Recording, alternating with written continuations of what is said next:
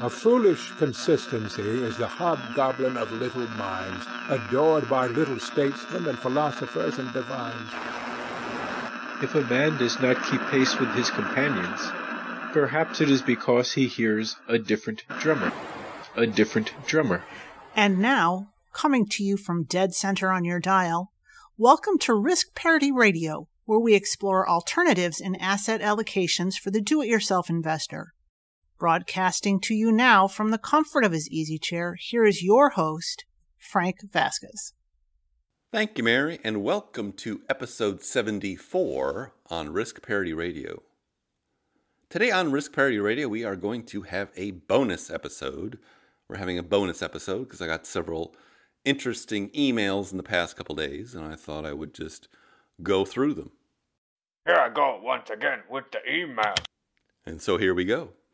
The first one comes from Javen S. And Javen S. writes, message, hi Frank, I'm loving the podcast. I've been thinking about some of the same risk parity portfolio construction principles you are focused on, and I love having your podcast as a conversation partner of sorts.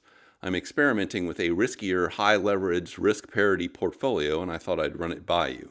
The portfolio is 37.5% UPRO, 32.5% TMF, 20% DGBP, and 10% XVZ. UPRO and TMF are 3 times SPY and TLT, respectively. DGP is 2 times gold. XVZ is a very interesting volatility ETN that is a blend of short-term VIX futures and mid-term VIX futures.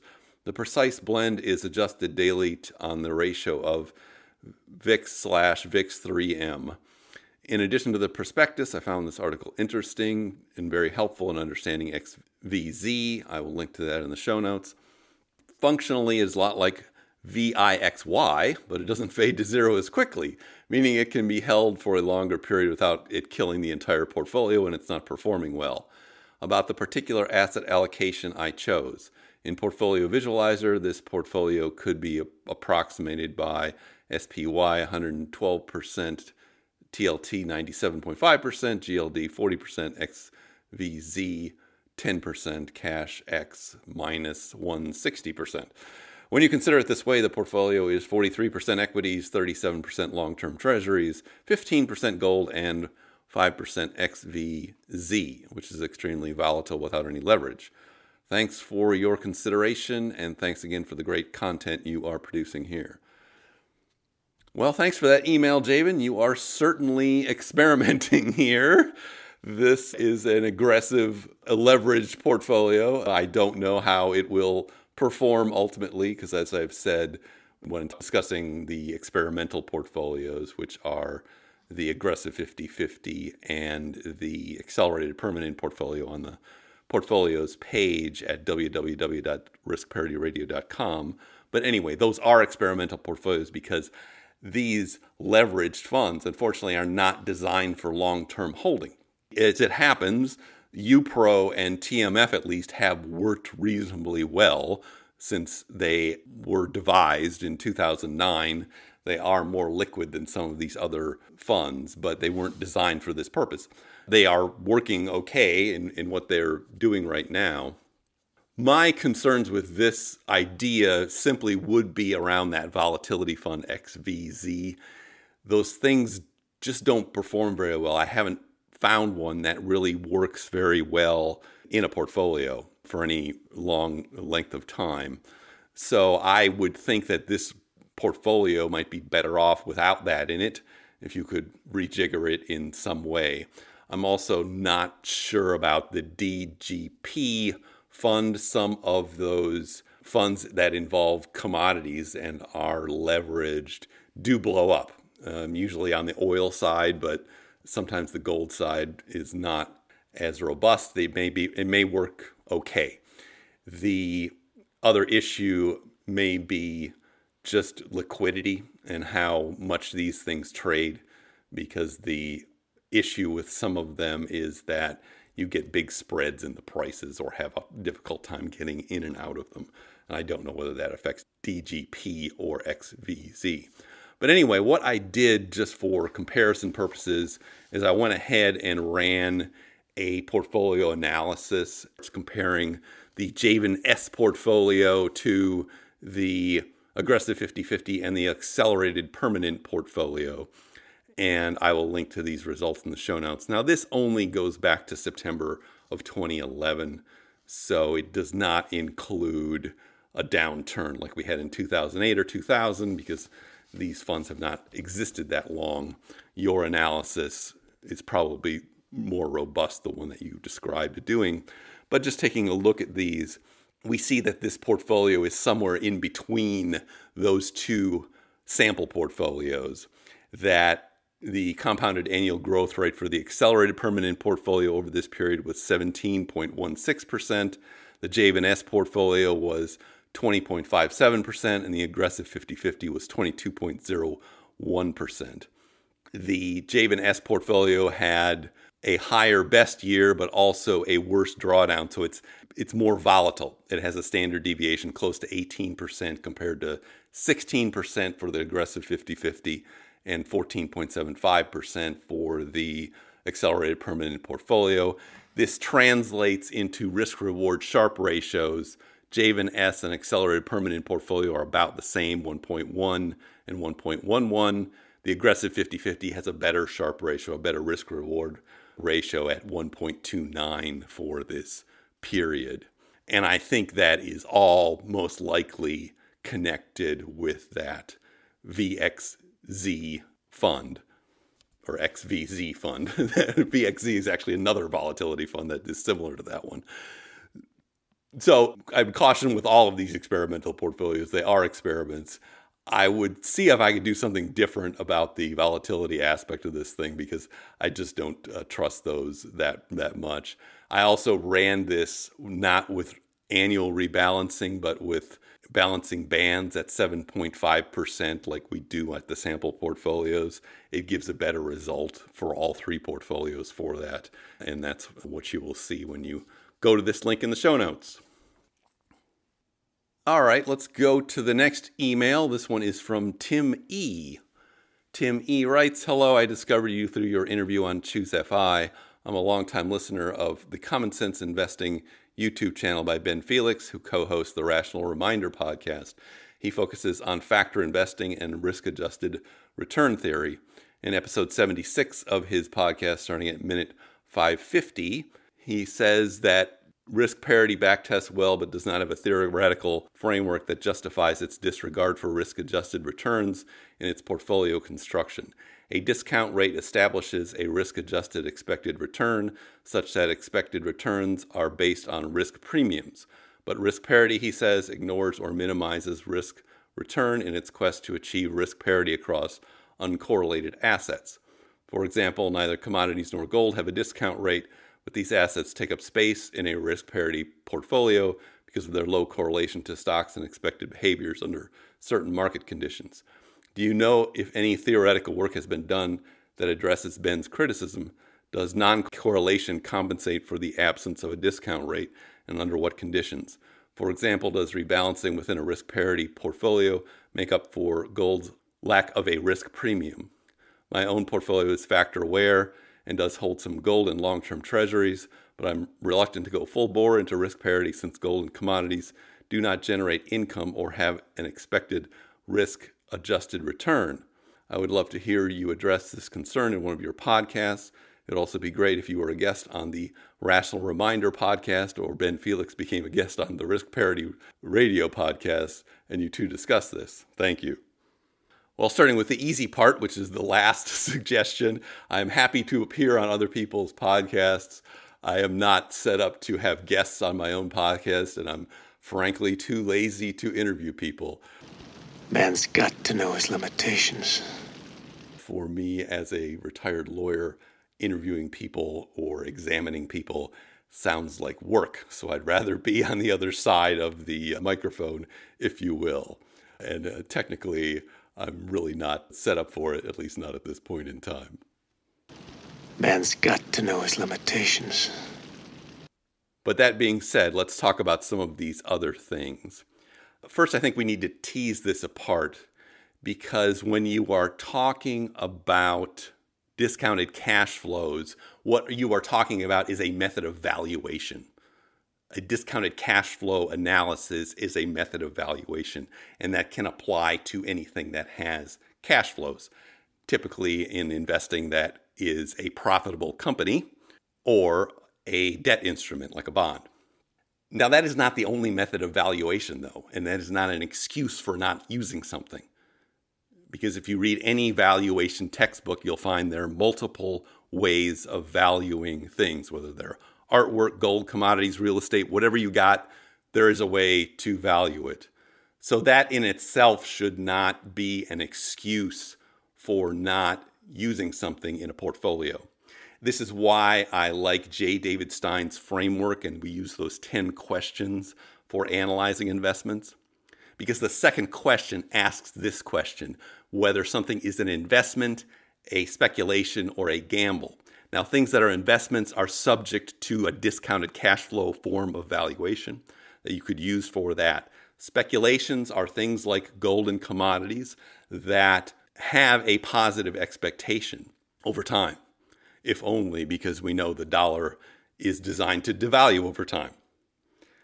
Gambles are things with a negative expectation, and David Stein does a very good job distinguishing between those two things and keeping the gambles out of your portfolio and allowing only reasonable speculations within a portfolio in reasonable amounts that are not going to be too volatile and overwhelm the portfolio. Now, I did go back and listen to that episode 76 of that podcast. Unfortunately, it was limited to a discussion of what we call the all seasons portfolio, which is sample portfolio number 1. And if you want to know more about that, go back to episodes 213 and 26, 213 and 26 of this podcast.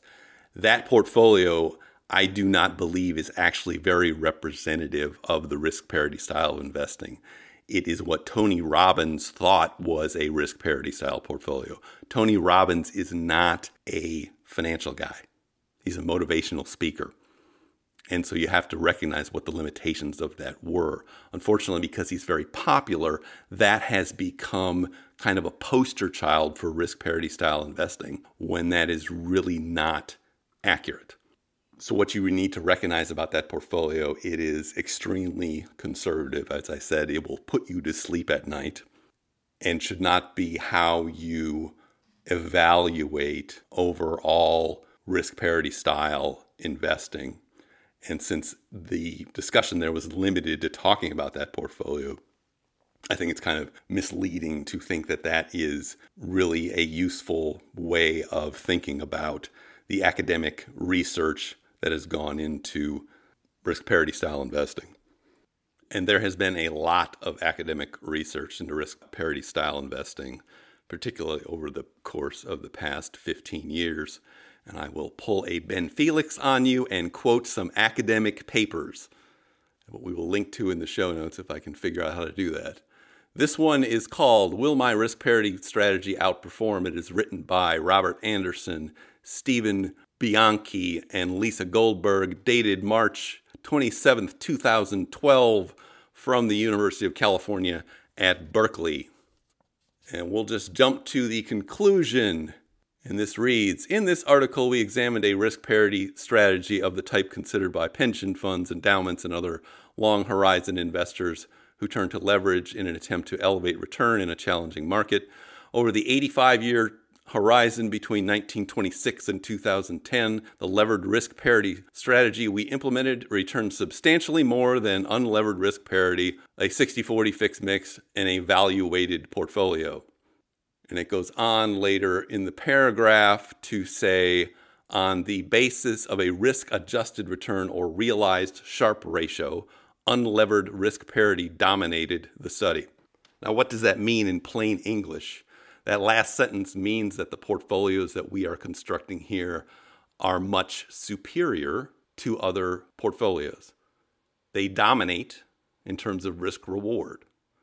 Sometimes the problems, though, with an unlevered portfolio is that its overall returns are a bit low, which is what you see in that all seasons portfolio. So you really want to adjust it so it has the kind of returns that you need to support a retirement or safe withdrawal rate. What that paragraph was also talking about, a leveraged risk parity style portfolio. That is what hedge funds commonly do and what we are experimenting with in the experimental portfolios. But there is this middle ground that we try to achieve that is a portfolio with a similar risk profile to a 60-40 stock bond portfolio, but that has superior characteristics in terms of lower drawdowns, both in terms of how far it goes down and how long it stays down. And that is why our risk parity style portfolios have projected safe withdrawal rates that are higher than what other standard portfolios have. And that is what we have seen in our analyses here, which generally go back only to 1970, because that's the data we have. But you see this paper, and there are other papers out there, goes back to 1926. And so if you were looking for some more comfort there you have it.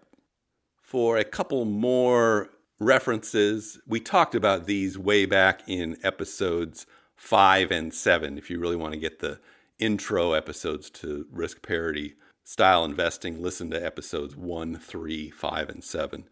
But two other references. One is a chapter from a CFA Institute manual about multi-factor investing or multi-strategy investing. It's chapter 4, which is called Risk Parity, a Silver Bullet or a Bridge Too Far.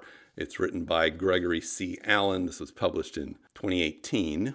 And on page 74 of this book, in this chapter 4, we read, "The fact that the previous 15 years have been characterized by two major crises in the global equity markets, a consistently upward sloping yield curve, and a general decline in interest rates made risk parity look like a particularly compelling option. Although concerns about peer risk and the use of leverage made adoption at the policy level untenable, many institutions carved out strategic allocations to risk parity in an effort to further diversify their portfolios. Practitioners have responded with a wide variety of products, and assets managed across these strategies have steadily grown. Questions remain about the use of leverage, specifically levering fixed income during a period of rising rates or one characterized by a persistently inverted yield curve. Practitioners argue, however, that interest rate risk is but one of the many exposures in a well-balanced risk parity portfolio, and that the approach will ultimately show its worth over the long run by delivering on its promise of higher risk-adjusted return." So what this is saying is, yes, this is the wave of the future. And if you don't understand it, you need to understand it. It's time to get on board.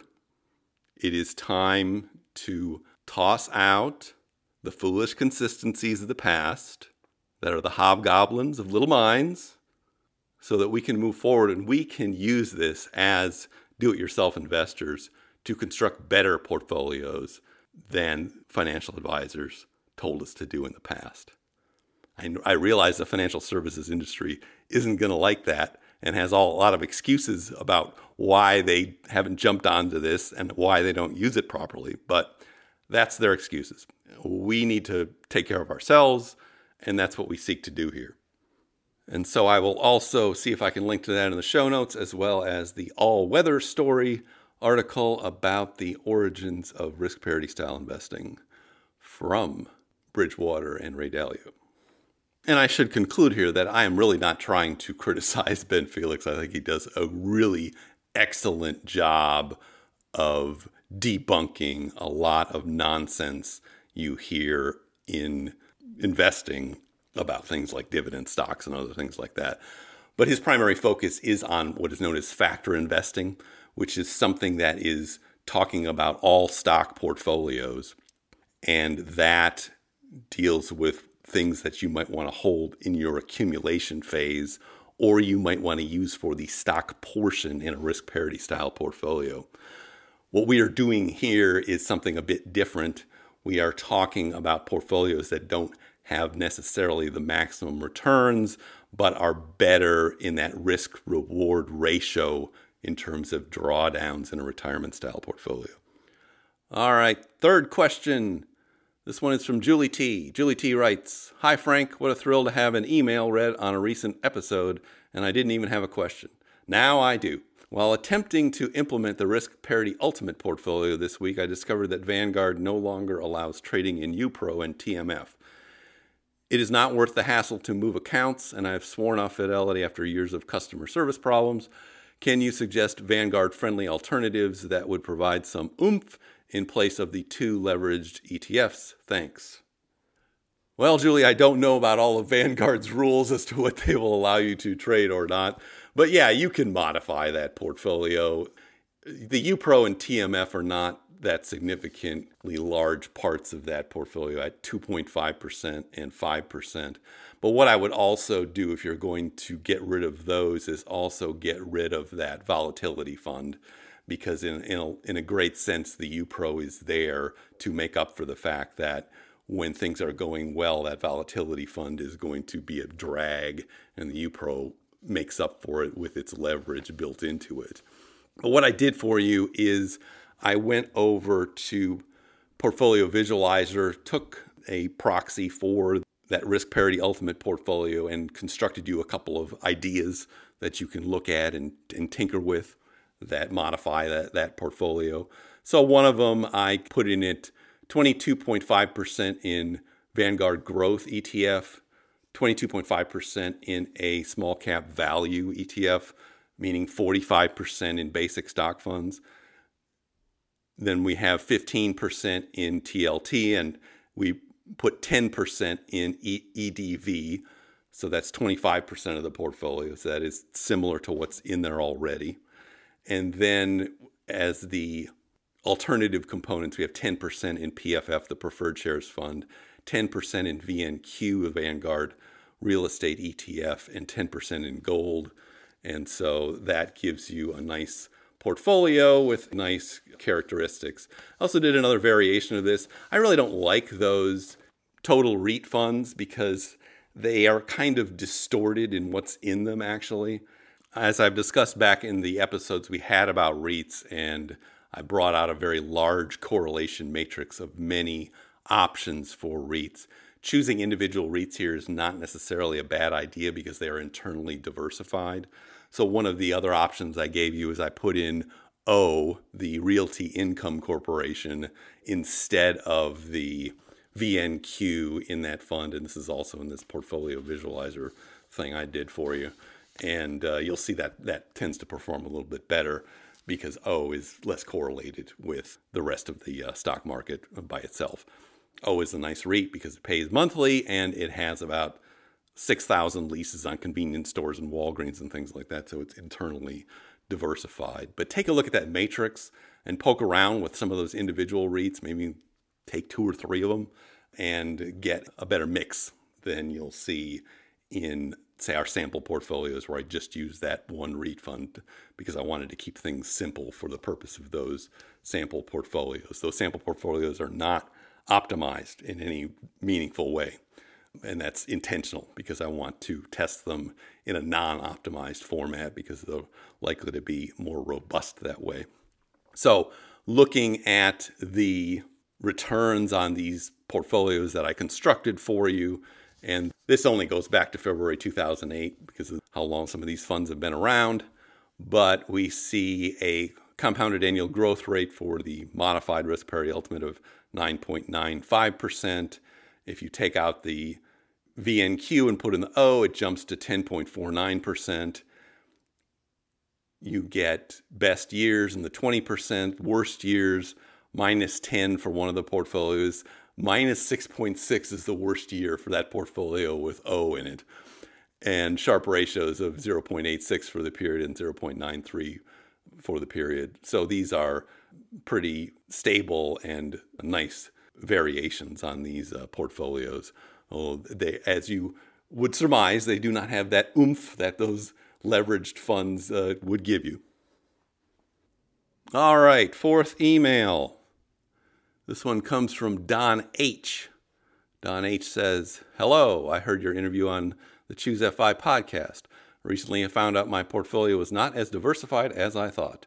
To use your food analogy, I had bacon, fatback, hog jowls, prosciutto, chicharrones, pork chops, and barbecue, aka a basket of highly correlated items.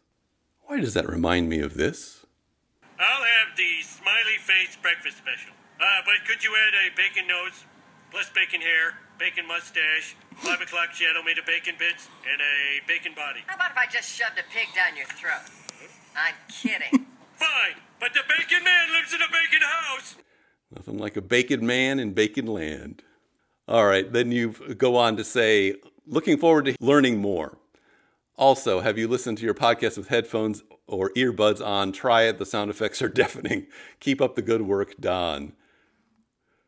All right. Well, thank you for that email, Don. I think it's surprising when the first time people take their portfolios and put them into a correlation analyzer, and usually they think they have a diversified portfolio, and oftentimes that's not really the case. And you can see those correlations that are too close to one for comfort.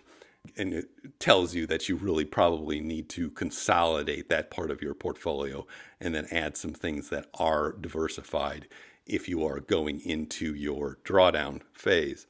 As for the sound effects being deafening, I apologize for that. I think I did not normalize them properly in the last podcast, but I do make some effort to try to normalize the whole sound so it does not blow up in your ear. Well, at least not blow up in your ear most of the time. Go! Well, thanks again for that email. And the final email in this stack. This one comes from Jacob H. Jacob H. writes, "Hi there, I just discovered your podcast after hearing you on Choose FI. I'm enjoying it very much. I'm 49 and approaching my FI number and 1.8 million in the next 3 years. I've been following JL Collins, so I'm very heavy in VTSAX. My allocations are 60% VTSAX, 10% VBTLX, 20% REITs and rental units, 5% cash, and 5% IRA annuity, which I was sold by USAA before I knew what it was. I'm curious, you talk about treasury bonds as less correlated to stocks than VBTLX, but JL Collins always talks about that bond fund as the only one you need. I'm getting nervous that I'm too exposed as I approach withdrawal phase. Thoughts? Thanks, and keep up the great work." Well, I am sorry you're saddled with that annuity product, but we all make mistakes. I have some small whole life insurance policies that are no better than glorified savings accounts, but thankfully they're small. And yes, I do realize that JL Collins talks about VBTLX in A Simple Path to Wealth. Now, that is a great book, and everybody should read it who is just getting started, in particular because it was written for his daughter who was needing to accumulate a retirement portfolio, and VTSAX is one great way to do that. It is a weak spot in that book, though, talking about bond funds, because it was more of an afterthought. And the issue here is this, that if you are using the 4% rule as your basis for analysis and thinking about your retirement fund, that was based on a bond allocation that is all treasury bonds. And so if you're thinking that is the kind of portfolio you want to have, you need to have treasury bonds. The issue with VBTLX is it's a mixture. And so it's got, I think, 30 to 40% in corporate bonds, about 40% in treasury bonds, and then the rest of it is in mortgage-backed securities. So it is a little more correlated with stocks than treasury bonds would be, which have that negative correlation. VBTLX is around a 0 correlation.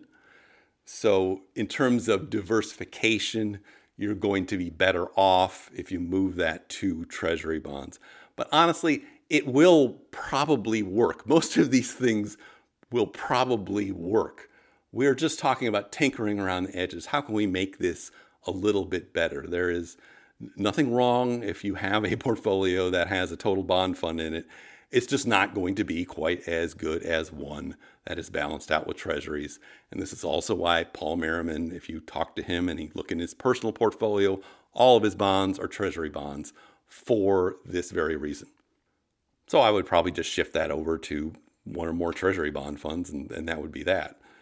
I think the bigger issue here is the correlation or lack of correlation between your stock funds and your REITs. I would check that out. If you have rental units, that's great because those, for the most part, have zero correlation to the stock market, except in crazy downturn times when the whole economy is collapsing. But the standard REITs will have some kind of correlation with the stock market, VTSAX, and you should check that. And then the other thing you might consider moving into your retirement is making that stock portion of your portfolio that is all VTSAX right now a little bit more diversified. And the easiest way to do that is just to add some small cap value in there. And that can be enough just by itself. But what I really would invite you to do is take your specific portfolio, use the tools at Portfolio Visualizer and Portfolio Charts, and do these analyses, a correlation analysis, some back testing. Just get an idea of how this has worked in the past.